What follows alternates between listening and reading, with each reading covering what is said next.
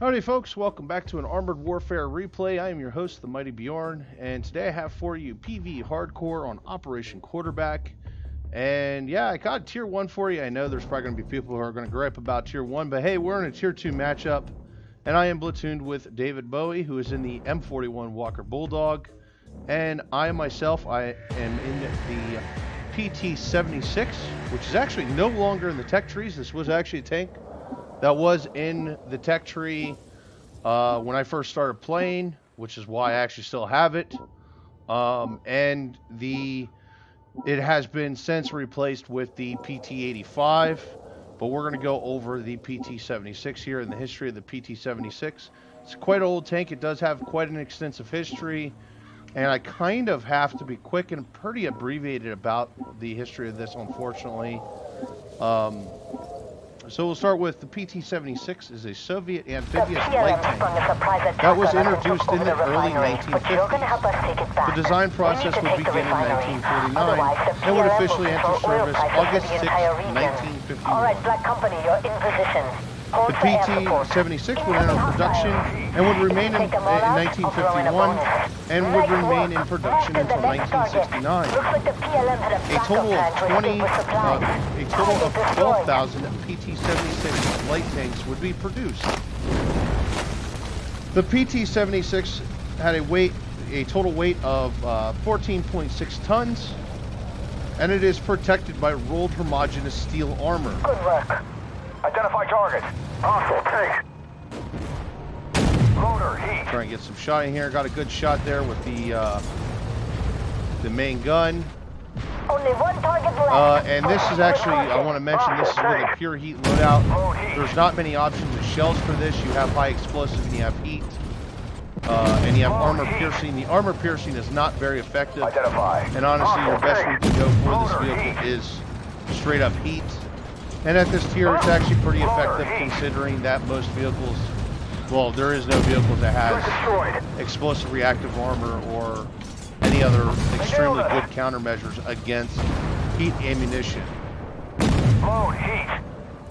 The PT-76 is armed with a 76.2 millimeter D56T rifled gun, or it could be armed with a AU 220M Balcal turret with a 57 millimeter BM57 autocannon. In game, it only has the 76 millimeter gun. It also has a 7.62 millimeter SGMT coaxial machine gun. The PT-76 is powered by a straight 6 diesel engine producing 240 horsepower. Oh, I got jumped here from behind by another vehicle at action with a base, which is the Scorpion. Motor heat. Motor heat. Unfortunately, I had to use my kit here, but I grabbed that kill. Motor heat. And then I just go back to what I was doing before. Identify. Now the PT-76 would see service with a great number of countries. These countries would be Russia, East Germany, West Germany, Poland, China, Iraq, India, Egypt, and Finland. Literally, just to name a few. It's got a quite extensive list of users. The PT-76 is still in service with Congo, Laos, North Korea, and Vietnam. Once again, just to name a few. Also, the PT-76 would also see a great number of wars and conflicts. These would include the Soviet invasion of Hungary, 1956, the Vietnam War from 1959 to 1975, the Yeltsin Civil War, 1960 to 1975, the Six-Day War, 1967, the Yom Kippur War, 1973, the Gulf War, 1990 to 1991, the Yugoslav Wars. This ranges from 1991 to 2001, and the Second Persian Gulf War in 2003. That's quite a few wars that the PT-76 took part in, and it's only just a few I have time to really highlight. Jump in. Loader, heat. So, you know, it would see quite extensive service. It is actually an amphibious tank, and it is, Loader, heat. it was a fairly successful design. It was cheap, Load, heat. easy to produce. It had a wide range of operational basis, especially the fact that it's light and it's amphibious. However, it is not very well armored. Identify target. PC. I do know of more modern wise that Israel actually does have an upgrade package for the PT-76. And one thing to highlight is a replacement for the 76.2 millimeter gun with a 90 millimeter gun. And digital fire controls, improved night optics, things of that nature, Enemy destroyed. but not really adding any armor protection to the vehicle.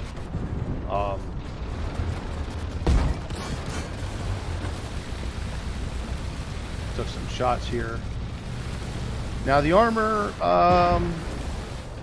it's a light tank. The armor in-game, it's very unreliable. You might bounce some lucky autocannon hits, but you're not going to bounce much else. Identify target. The 76 millimeter gun does have a very fast reload. However, it does not do a lot of damage. It's not the fastest of Identify target. any of the tier 1 tanks, especially in the light tank realm. Nor is it necessarily the hardest hitting. I feel that kind of goes to the Walker Bulldog. Loader, heat. But it does have a good constant rate of fire. Loader, heat. And it does have a very good amount of ammunition it can carry for being a light tank. It's a simple tank. The gun depression is not very good. I want to put that out there. As a tier 1 tank, it's tier 1. It's a shits and giggles type of deal. This was just so happened a good game I had, and honestly the game really didn't matter as much as I just want to try and put some history out there of the PT-76 so people can realize how extensive the history of a vehicle like this is. And at tier 1, most of the vehicles do have an extensive history, considering the Walker Bulldog was widely exported around the world. As you can see or hear, the PT-76 was widely used and spread across the world also. So there you go. There's the PT-76. Yeah, it's a fun tank for the lulz, being at tier 1, and that's really all it's about. So I would do almost 7,000 damage, and that's actually quite a few shots, considering that if I'm lucky, I pull 250 out of a shot. I spotted 9 enemy vehicles, which the PT-76 doesn't have the best view range even for a light tank. Destroyed 9 enemies and grabbed myself a blue star. So there you go. I'd be top damage overall and top spotting overall. Fortunately, did pretty well. This was kind of one of those games where everything just kind of matched up perfectly, and I just played well. So there you go, folks. For the lulz, the PT-76. Hopefully you enjoyed learning about the history of the PT-76 or what I could give. As I said, it's actually quite abbreviated, and I would definitely suggest that everybody should take a moment just to look up more about this tank. Especially since it was first put into service in the early 1950s, and it's actually still in service running around the world today with some countries. So hopefully you all enjoyed the replay, and I will see you all again on the next one.